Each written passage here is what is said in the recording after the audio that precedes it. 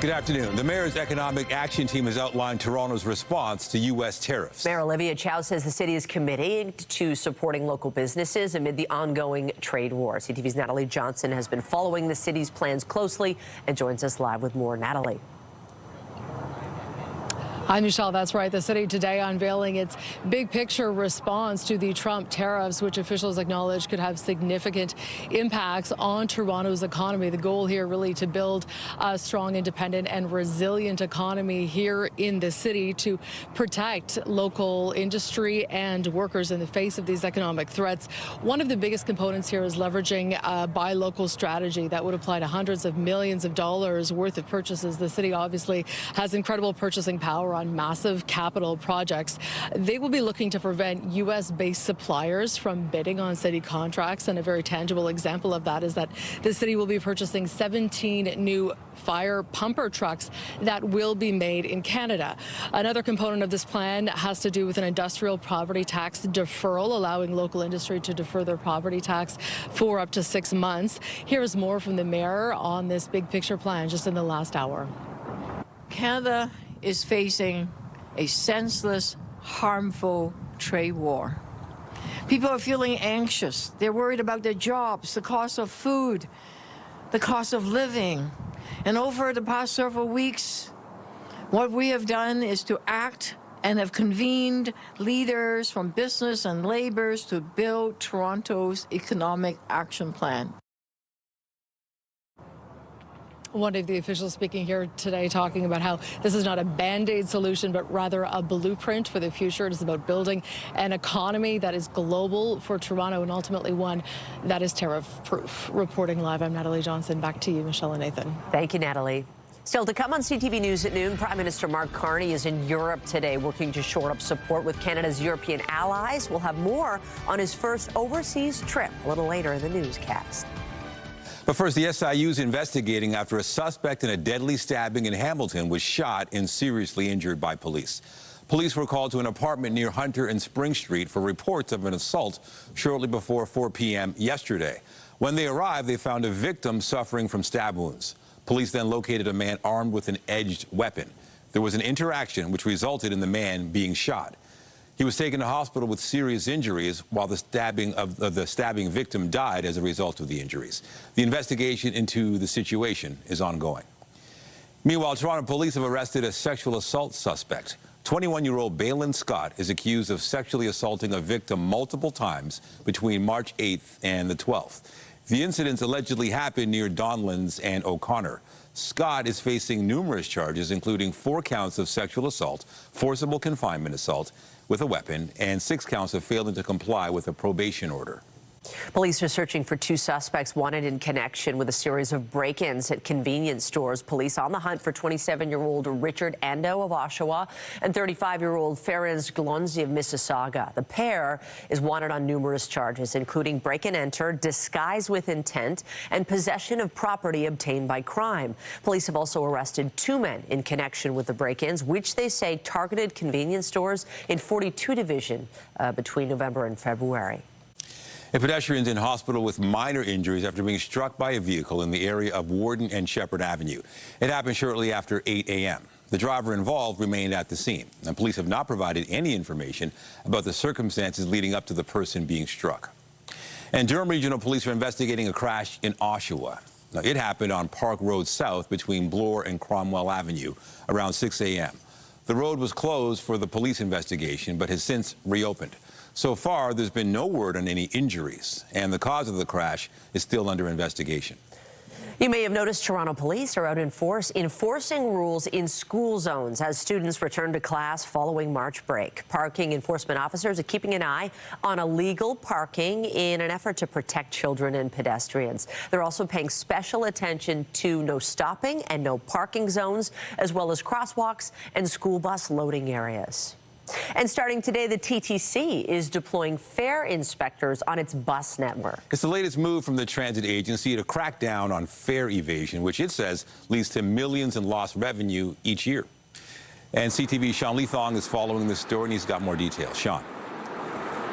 Well, Nathan and Michelle, you've seen fare inspectors on the streetcars, at the subway gates, but now they're moving into the buses, as you mentioned.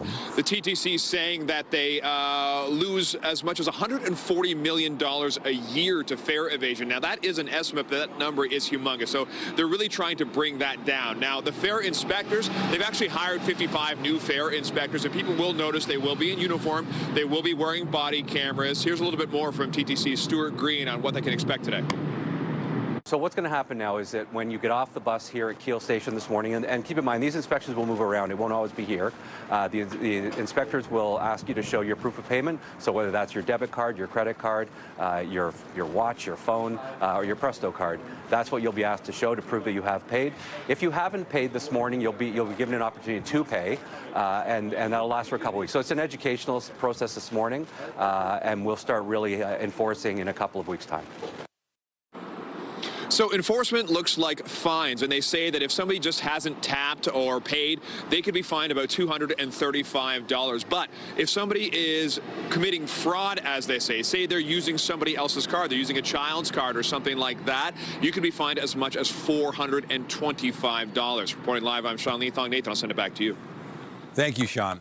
Meanwhile, there's a service disruption on the TTC's Line 1 this week. Starting tonight and continuing through Friday, trains will stop running between St. Clair and Finch stations at 11 p.m.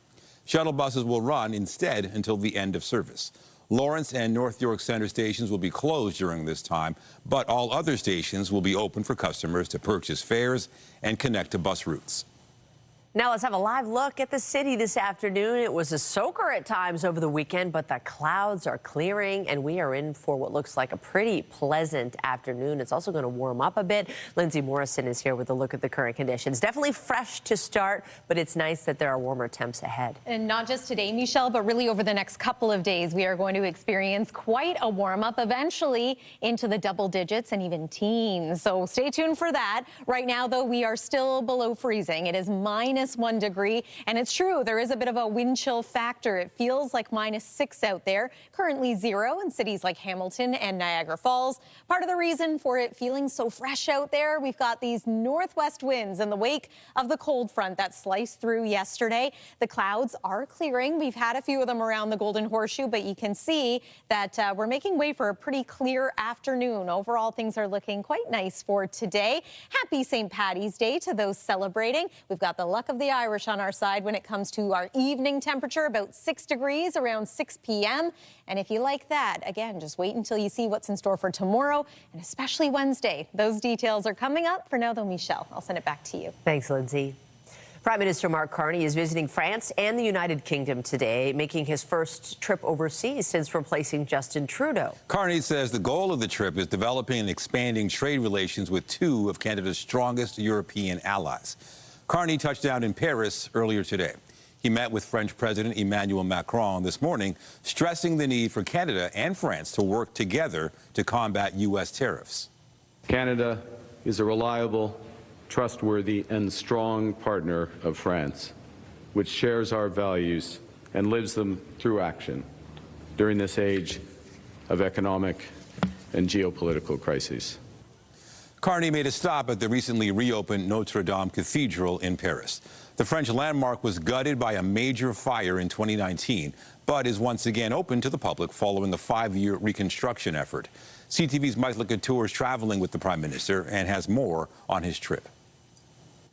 The goal of Mark Carney's first ever international trip as Prime Minister is to strengthen ties with reliable partners. And that, of course, is a bit of a nod towards what is happening right now with the United States and the ongoing trade war with Canada. During their joint speeches and during those statements, both Mark Carney and Emmanuel Macron, the French president, used the word sovereignty a number of times. And that, of course, is in the face of the threat of the United States saying that Canada should become the 51st state. Now, Carney is trying to deepen those ties here, not only in France, but then, of course, going forward to the United Kingdom. He's expected to have an audience with King Charles III, and then he's going to 10 Downing Street to meet with Sir Keir Starmer, the UK Prime Minister. There again, it's to deepen relationships, to continue to enhance those economic partnerships as well, continuing on with free trade and that continual deal that is in place because the UK did pull away from from the EU, and they are no longer part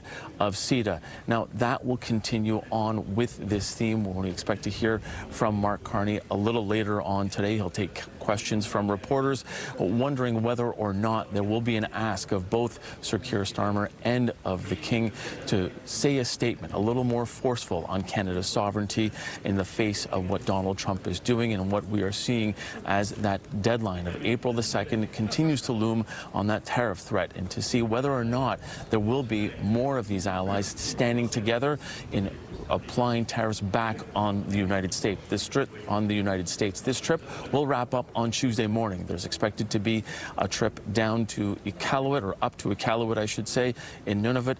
There again, there will be sovereignty and security. Arctic sovereignty and security will be top of mind there, and there may be an announcement as well. Mike Lequiter, CTV News, Paris. While Canada already has free trade agreements with France and the UK, the countries are minor players when it comes to Canadian exports. CTV's Colton Prale takes a look at the numbers and the potential impact Carney's overseas trip could have. For 7 years, Mark Carney helped steer the British economy. Now he's hoping trade with Europe can steer Canada clear of Donald Trump's tariff threats. These existing partnerships and agreements are there. I think there's just an opportunity to now, given the context that we find ourselves in, to really lean into them. U.S. Secretary of State Marco Rubio said Trump's upcoming reciprocal tariffs are a tool to redraw America's trade agreements with Canada, Mexico, and Europe. They like the status quo. We don't like the status quo. We are going to set a new status quo, and then we can negotiate something, if they want to, that is fair for both sides. Last year, Canada exported nearly $780 billion worth of goods, but nearly $600 billion of that was to the United States. While the European Union is a major trading partner, Canada only sent about $34 billion of merchandise, or just over 4% of our exports there, with another roughly $30 billion to the UK. France makes up less than 1% of Canadian exports. Experts say anything the Prime Minister can do to increase European trade could help future trade negotiations with the White House. I definitely think you can't truly replace the relationship, but I do think it would give Canada leverage, saying, look, we're not standing still. Canada does have a free trade agreement with the EU, although 10 countries still haven't ratified that agreement, including France, Italy, and Belgium. It has a similar agreement in place with the UK, and talks are underway to modernize and improve its focus. The fact that it's not fully ratified does provide some legal uncertainty, and in this day and age, we're looking for more certainty. Carney spoke with the head of the European Union, saying Canada is ready to secure new business in Europe. One sector that could be in is artificial intelligence. It's on the docket for his talks with Emmanuel Macron and Keir Starmer. Colton Prale, CTV News, Ottawa. And Prime Minister Carney began the process on Friday to end the consumer carbon price. Today, Conservative leader Pierre Poilievre promised to repeal the entire carbon price law if his party is elected. There will be no taxes on consumers, no taxes on Canadian industries. Instead, provinces will continue to have the freedom to address this issue how they like, but there will be no federal obligation to impose the tax. We will also axe the tax on steel, aluminum, natural gas, food production, concrete, and other industries. Instead of taxes, we will use technology. Technology, not taxes, is the best way to fight climate change and protect our environment. While the Liberals tax businesses who use energy, Conservatives will cut taxes and boost incentives for those who bring down emissions. Poilievre says the carbon price law is still in place and is scheduled to increase 300% over the next 5 years. The opposition leader insists the Liberals are hiding the tax before the next election and then bringing it back afterwards. Poilievre says the government should recall Parliament and end the carbon charge through legislation if they're serious about making a change. Leaders in the Northwest Territories are welcoming new federal announcements of military hardware for the region. However, they say civilian infrastructure is also important for security in the north. W5 John Woodward has the details. Trucks roll by under the low Arctic sun over a road that only exists in the winter. This is actually an ice highway, and they're traveling on a frozen river. This is how people traveled in the wintertime. For Inuvik Mayor Peter Clarkson, this ice highway is a crucial link. Starting in November, the the river freezes up, and then the contractor will measure how deep the ice is, and then as soon as it gets deep enough, they'll clear it with snowcats so that it freezes more. Vehicles can travel north from here about 120 kilometers to Aklavik, all of that journey on top of the frozen river. But as the Arctic warms, the ice highway is changing too, says Lieutenant Colonel Darren Turner, in charge of the Canadian Armed Forces Operation Nanook. They've had more skidoos go through the ice than they've ever seen before because it's just not, the ice isn't as thick as it used to be. The same changing climate that has opened Arctic waters to other nations hungry for its resources. Where we are the most insecure and underdefended is in our Arctic. Jessica Chastain of the think tank Arctic 360 says decades have been squandered instead of building infrastructure that could have both civilian and military use. Well, this is where. So we need, of course, we would need military bases, but we also need ports. We need fiber cable that's Canadian. We need landing strips, so we need airports. This is a map of significant oil discoveries, oil and gas discoveries in the Mackenzie Delta area and the Beaufort Sea. Businessman Tom Zubko believes extracting those resources would send a message. You've got people in and out of there on a continuous basis. You're saying to the world, this is ours, and we're using it.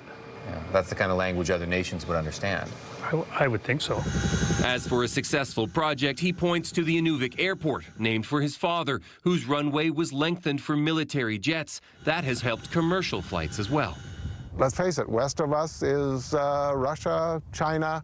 So if there is a threat, we're strategically in a good location. Clarkson, the mayor, says economic and military development go hand in hand.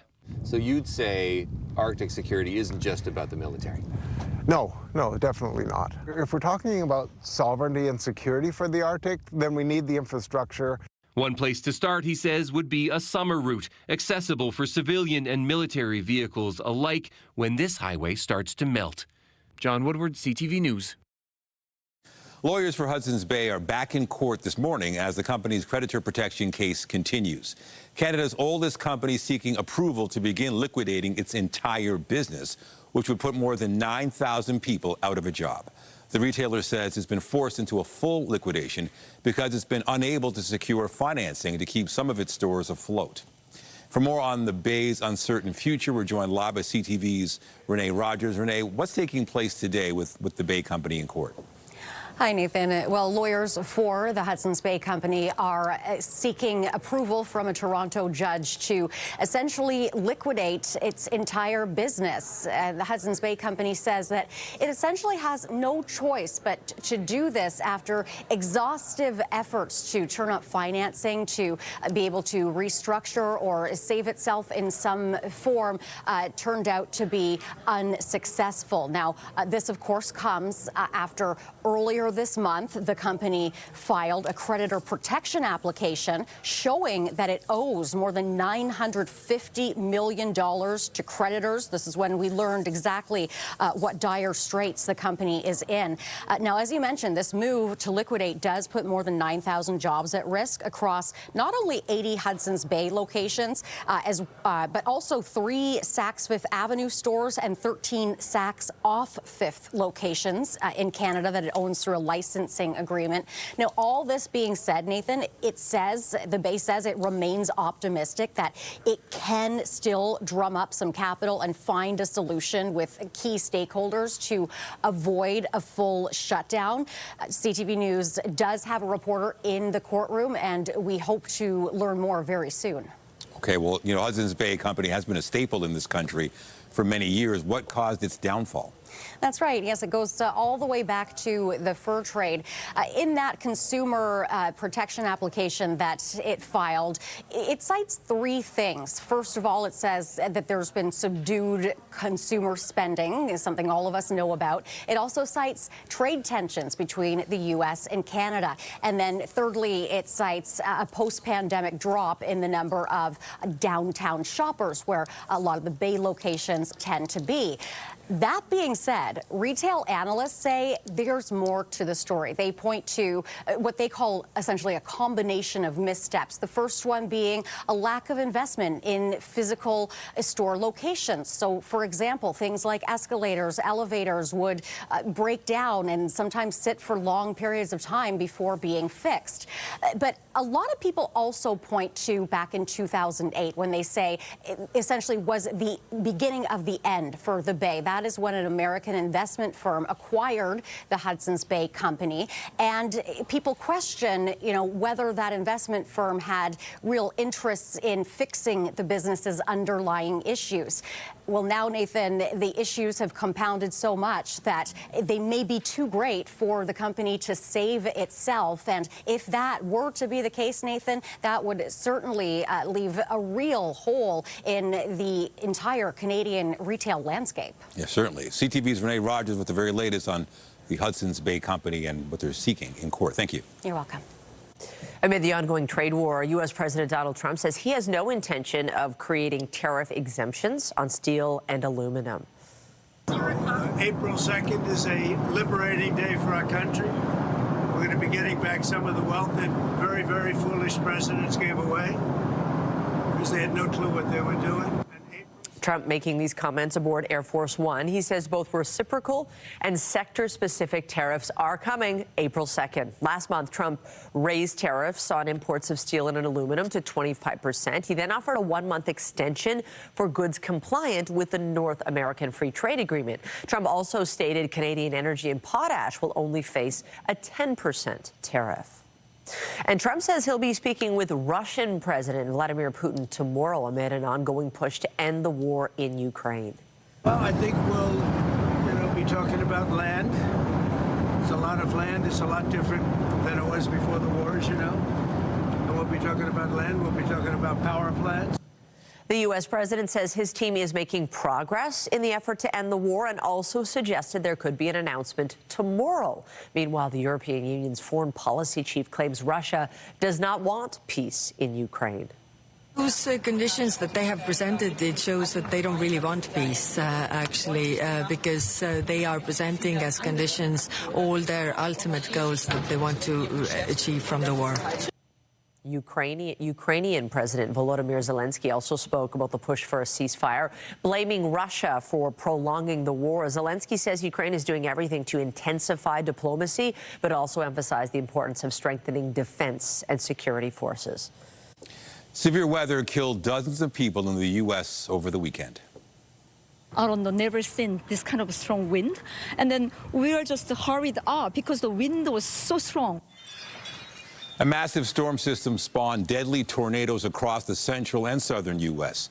Strong winds also sparked wildfires and dust storms in Texas and Oklahoma. Flood advisories were also in place in 9 different states. The storm system is expected to dissipate this evening.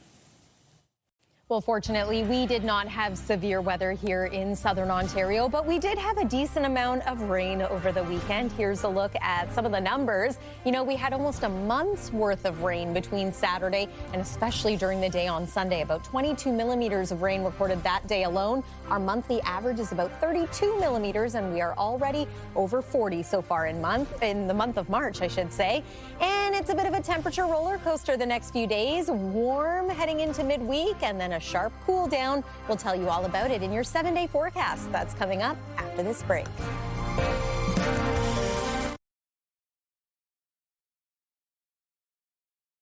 Well, today is officially St. Patrick's Day, but thousands of people turned out to take part in the city's annual parade yesterday.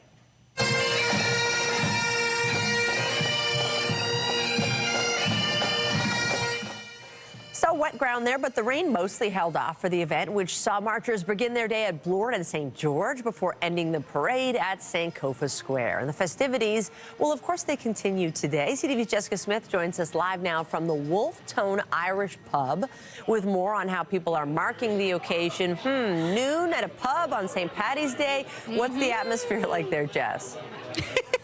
It is busy. They've been open since 9 a.m. and I think they've been busy since 9 a.m. We're here at the Wolf Tone Irish Pub in the beaches, and I'm joined by Oren Barry. Now, talk to me about the atmosphere here, because I feel like we walked in and it was bumping and it wasn't even noon yet. I know, literally 100%. The whole weekend has been absolutely packed. Literally from the get-go on Saturday, it's been absolutely jammed. Literally the door opened on Saturday morning, it hasn't closed yet, so it's been absolutely crazy, which is brilliant for us. Have you kind of added up and calculated, cross the T's and dot the I's as to how much green beer you've served? So this might be a bit controversial, but we actually don't do green beer. We think it's, as an Irish pub, it's a bit of an American thing to do the green beer. We do not do that, so we go straight up Guinness like it should be. Listen, classic and elegant, I would say. Exactly. Now, you've seen people in here in full outfits and costumes. How does it make you feel to see people really embracing this holiday and tradition? I mean, it's great. Like, it's St. Patrick's Day is a huge thing. I think it's actually the only holiday that's actually celebrated across the whole world, and it's just great to have. It's kind of St. Patrick's Day. It's from a small country, but the Irish have a massive impact all over the world, which is great for us and the community everywhere around. So I have a little bit of Irish in my background, a little bit, shout out to my mom's side. But how does it kind of embrace everybody, this particular holiday? Because I feel like anybody can walk in the door and feel a little bit Irish and feel welcomed. 100%. Like, I mean, I think everyone that walks in the door anyway, they always say they have a bit of Irish in them, which you kind of get over here. But I suppose they're not fully Irish, but as long as I'm happy that everyone calls themselves Irish, because I think it's a great country, great people, and we've embraced it over here and everyone's welcoming, so can't complain at all.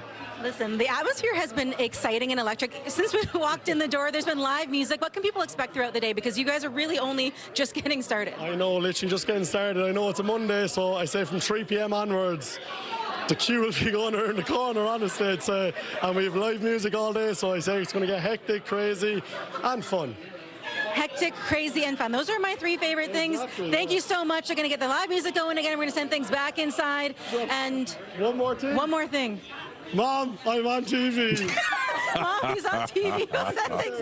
My mom too. We'll send things back inside. Hi, Mom. You know, I was wondering, what is he going to say? Why is he extending this interview? He wanted to give Mom a shout out. That was so sweet. That was very cute. And you know what's also cute? We're all in green. Yeah. This is the green tie, of course. I mean, why not? Nice excuse to wear green. My favorite color, yeah. We understood the assignment, as they say, on St. Patty's Day. And, you know, we think we all have a little pep in our step. It's been feeling like spring lately, and it's going to be a good day to get outside again today. I know we had some wet weather over the weekend, but it was mild. We are cooler so far today, but a change is coming as we make our way later this afternoon and certainly into the next 2 days. Weather is brought to you by the Pressler Law Firm Injury Lawyers. You don't pay unless they win.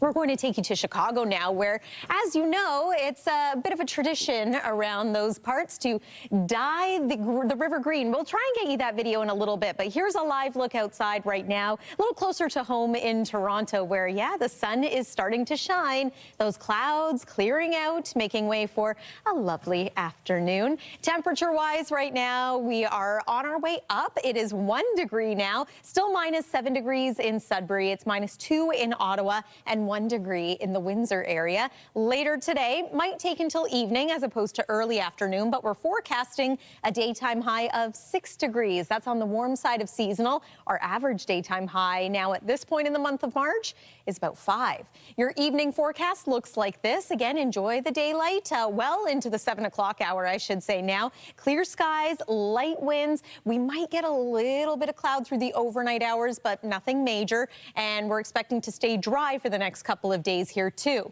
-1 is our forecast overnight low. Wind chill -3. And of course, this week it is back to school for so many kids. Here's a look at the school day forecast. Sunshine, light winds for tomorrow. There's all the precipitation that impacted us over the weekend, continuing to soak portions of the U.S. eastern seaboard and through Atlantic Canada. There is an area of low pressure that is drifting through northwestern Ontario. That is not expected to have an impact on us. We will benefit from the warm sector associated with this low, and then eventually there will be a bit of a sharp cool down, and we'll talk about that in just a moment. But first, there's that little bit of cloud that I was just talking about through the overnight hours tonight. but remaining dry. Your Tuesday comes with some sunshine and a bump in temperature. About 9 degrees is our forecast high. Into Wednesday, might see a little more in the way of cloud. And then just a bit of a heads up that if you're joining us from Muskoka, perhaps the Bruce Peninsula, you could get a couple of midday showers. What's more likely, though, is we're going to get into some wet weather Wednesday night and then into the day on Thursday. Don't forget that Thursday marks the official start of spring. I know it already feels like it in many areas. Look at these temperatures. 15 degrees is our forecast daytime high for Wednesday.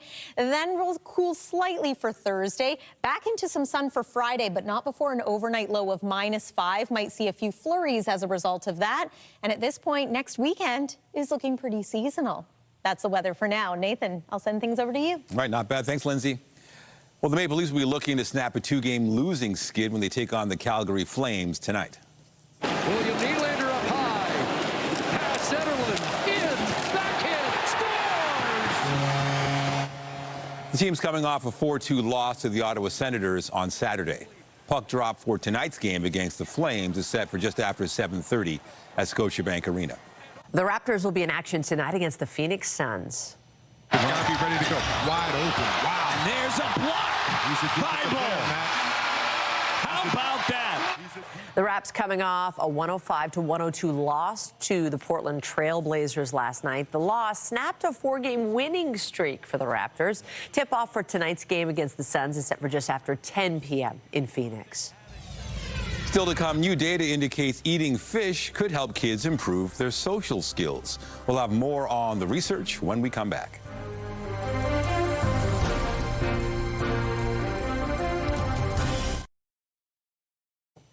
Well, Jeff Goldblum is famous for those interjections like and that makes his performance so memorable. But many of us are taught to avoid using them since they're considered pointless filler in conversation. But linguists are starting to see interjections just a little bit differently. And here to tell us more is CTV science and tech expert Dan Riskin. What's the deal with interjections? We don't put them in the written word, right? So like when you read a book, there's no in the middle of it. In fact, if you look at the Jurassic Park script, there's no life finds a way. But yet it comes to life when Jeff Goldblum does that.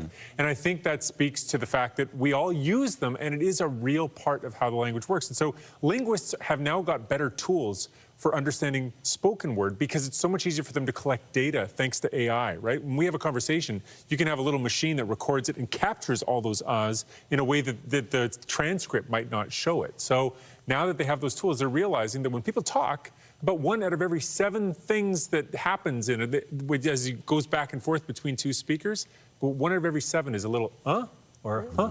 And so we do use them a lot, and it turns out that they help the conversation move forward. So linguists are finding that, for example, if I say something like, you know, that it's been rainy all day, you might know that already, and so you go, and then I continue. But you might say, huh?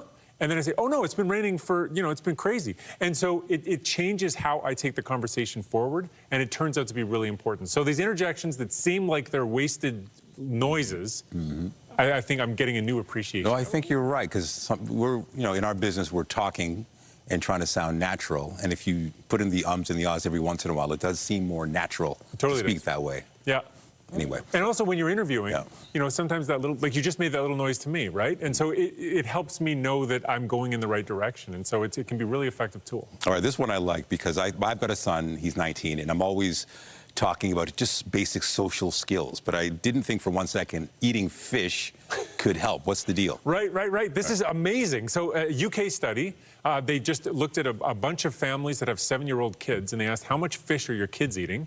And then they looked at the social behavior of these kids and how many of them were having trouble with getting into fights or having trouble with their attention at school, just social things, interacting with other people. And they found that if you compare the kids that are getting the most fish, more than 190 grams a day, to kids that are 190 grams a week, compared to kids that are averaging 0 grams a week, there's a 35% difference in the likelihood that they're having social problems. And they think it just comes down to getting those omega-3 fatty acids that are so important for neural development. So if you don't have the right building blocks to build that brain, it just doesn't develop the way that it could. And so it really drives home the importance of making sure kids are getting fish as part of their diet. I'm putting fish on the grocery list now that you've said that. It's a tough sell at times. It can be a very tough sell. Okay. Yeah, maybe you don't tell them it's fish. Yeah, work it in. Yeah, tuna is always a good one, right? Tuna salad, stuff like that. Kids love that. Sushi's also a big drive in my house. That's a great idea. Yeah. Okay, there's new research suggesting that a car might be able to tell if the driver is depressed. How would that work, and why have researchers decided to focus on this? Yeah, I mean, it seems like a weird way to monitor somebody's depression is to look at how they're driving, but it's a convenient thing that can show symptoms in a way that makes it easier to see. So specifically, this is a study on the elderly, and for the elderly, depression can sneak up because it looks like a lot of other things that can happen for the elderly. It can look like early onset Alzheimer's, or it can look like dementia when really it's depression, and depression is correlated with more car accidents. So the researchers thought maybe people who are depressed drive differently. So they did a big study. They took 157 elderly people. They put GPSs and accelerometers in their cars. And lo and behold, there's a massive difference in the way that people drive if they're suffering from depression. They brake harder. They take corners a lot faster. And so using an AI model, they can actually, with 80% confidence, say whether somebody's depressed or not, just based on the way that they're driving. And so that might be a way to just have an extra little mechanism to get an alert on your phone that says, hey, grandma's driving in a way that suggests that maybe she's suffering from depression. Let's check in on her. So it's a neat advent. Always enlightening. CTV science and tech specialist Dan Riskin, thank you. Thank you. Take care. Well, Conan O'Brien will be back to host the Oscars next year. The Academy making the announcement this morning following O'Brien's recent success hosting the awards show. It was earlier this month. The live broadcast attracted nearly 20 million viewers, which marked a 5-year high. O'Brien himself joked that he was only returning to hear actor Adrien Brody finish his speech following Brody's record-breaking monologue after receiving the award for Best Actor. The 2026 Oscars are set to be handed out Sunday, March 15th. Of next year.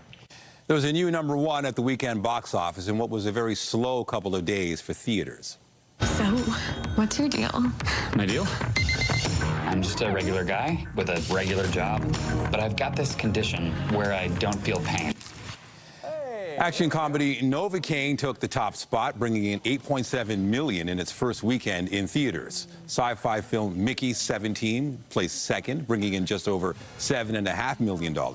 Spy thriller Black Bag rounded out the top 3, earning exactly $7.5 million in its debut weekend. Still to come, economists expect to see a jump in Canada's inflation rate for February. We'll have more on the upcoming numbers when we return. Toronto's top stories, breaking news alerts, and watch live. Download the CTV News app. Well, the Maple Leafs often draw the anger of intense Toronto sports fans, but this time a former player is taking issue with the fans themselves. For more, we're joined by Sam East, host with 99.9 Virgin Radio, for our regular Monday segment, Chronically Online. Sam, I'm really liking Mondays with you here. What's the beef with fans?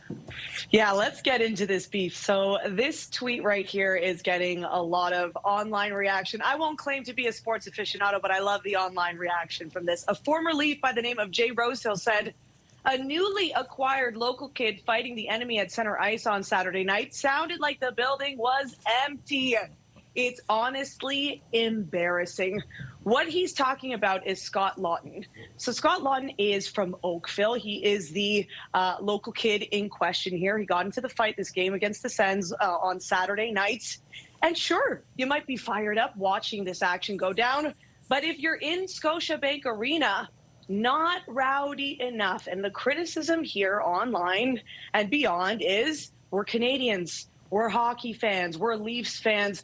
What the heck, you guys? Why aren't we giving this moment the attention that it deserves? And again, that criticism extends beyond that. In that the ticket prices to go to a Leafs game, astronomical. We know the average person probably can't afford these tickets. For those who might be privileged enough to be in those really good seats, they might not be as inclined to be the rowdy hockey fans. And that's kind of the energy that you hope to experience when you're at a Leafs game. Well, one of the problems is there's often not people in the seats at the start of the game. Maybe they're getting food. Whereas if you go to, let's say, a Winnipeg Jets game, I mean, they will heckle you if you're not in your seat before the game starts. It's interesting. But it's interesting to have someone point this out. Okay, let's move on, because this next story is welcome news for loungewear enthusiasts. What can you tell us about sweatpant jeans?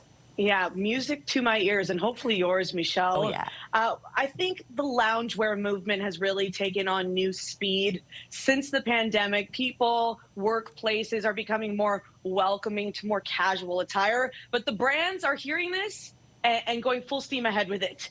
Look at this, pants. They fully look like they could pass as denim, but no. They have the stretch and the comfort of a sweatpant. And if you look it up online, people are going wild over this because you can find the sweatpant jean, sweatpant denim in practically any style that you want. Flare, boot cut, skinny, high rise, low rise, whatever your heart desires, there's a sweatpant jean for you. Ooh, yes. I bought these for my kids, I think, although maybe they were jeggings, but yeah, kids hate to wear the jeans, and so it's the way you get them in there. Finally, can we talk about St. Paddy's Day? It's here, and you have a spelling tip for us on this special day. Well, I appreciate that you're wearing the green. I got the green nails going on here as well. St. Paddy's, that's with 2 D's. Oh. The Irish people know. The Irish people know. A lot of people say it's St. Patty's with 2 T's, but the correct, more respectful way is with 2 D's, and that's because the short form abbreviation of Patrick is Paddy, in reference to Padraig, as the Irish know. And so I think it's in good form and in our best interest to let the people know, if you're out there posting about St. Paddy's, that's Paddy. Oh, now we know. I'll never see it the same way. Although, not everybody sees clearly on this day. Do they really care? But anyways, no, that's great point, Michelle. It's great to know. We appreciate that. Sam East with 99 Virgin Radio, and you can catch her show from 2 to 5 p.m. We appreciate it. Thank you, Michelle. Take care. Well, economists are expecting an increase in Canada's inflation rate now that Ottawa's temporary tax holiday is over. Stats Canada is set to release February's inflation figures tomorrow.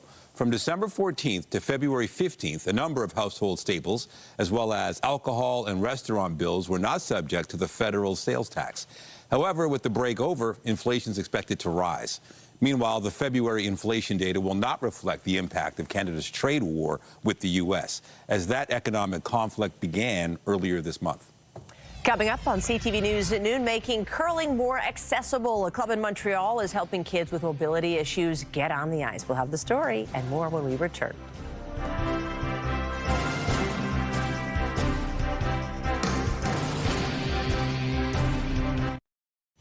Young athletes in Montreal are trying out curling for the very first time. It's all part of a pilot project aimed at making the sport more accessible. CTV's Stéphane Giroux reports. There you go. It may be the most Canadian sport ever,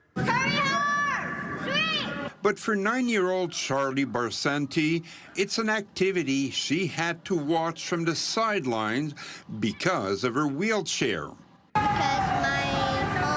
my mom, my dad, and my brother play. But then her parents thought, what if she could find an accessible curling club willing to take her on, along with other children living with disabilities? And when we came here, talking to other members, they're like, we can get her on the ice here. The Lachine Curling Club was more than happy to adapt its facilities and welcome the new players. Sure, so we had to think about any of the needs that any of the curlers in wheelchairs could have. These beginners are finding out the sport is more complex than it looks. The adults take care of the brooms, while the children practice sliding the rock in the direction of the rings, commonly called the house. The sense of pride and achievement is what matters. The fact that they suddenly made a shot, I made the hit, I made the rock go out of the house, like it makes them talk and it makes them want to come back for the next time. The parents and the club admit they're off to a slow start, but they want more parents to sign up in order to keep this pilot program viable for the future. We're expanding what we need to do first before we can expand the program. So it's a pilot project. Are you ready? Yeah! For the children, however, it's all about discovering a new activity where their limited mobility is no longer an obstacle. Stéphane Giroux, CTV News. Oh, that's wonderful. Looks like they're having fun. Have you ever done curling? Did it once, and doing it, you realize how difficult it is to curl, and just new appreciation and respect for the real professional curlers out there. Right? Yeah, I've it's hard. definitely heard that. We got to talk about the weather because this week is pretty stellar, and we're also welcoming spring. We are, and we're going to get some spring showers on the day that we welcome spring. So we'll take a look at the 7-day in just a moment. I first want to talk about today. Temperatures are warming up slowly but surely, and we've got beautiful sunshine out there. So go on out to the dog park. Hey, maybe even hit up a patio. I think it's time we started opening some patios, wouldn't you say? All right, I won't get ahead of myself here, but overnight tonight, yeah, we're going to slip back below freezing. Not by too much. -1 is our forecast low, wind chill -3.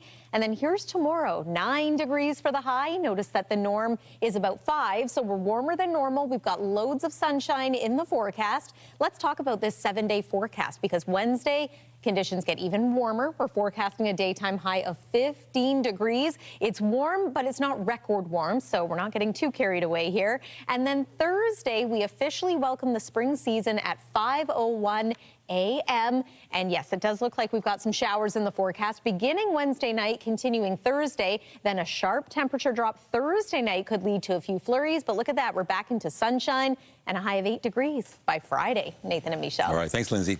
And that is CTV News at noon. Remember, you can get Toronto's breaking news all day long on CP24 and at ctvnewstoronto.ca. For Lindsay Morrison and the whole team here, have a pleasant afternoon. I'm Michelle Dubé. And I'm Nathan Downer. Be sure to join us later for CTV News at 5 and 6. Have a great day.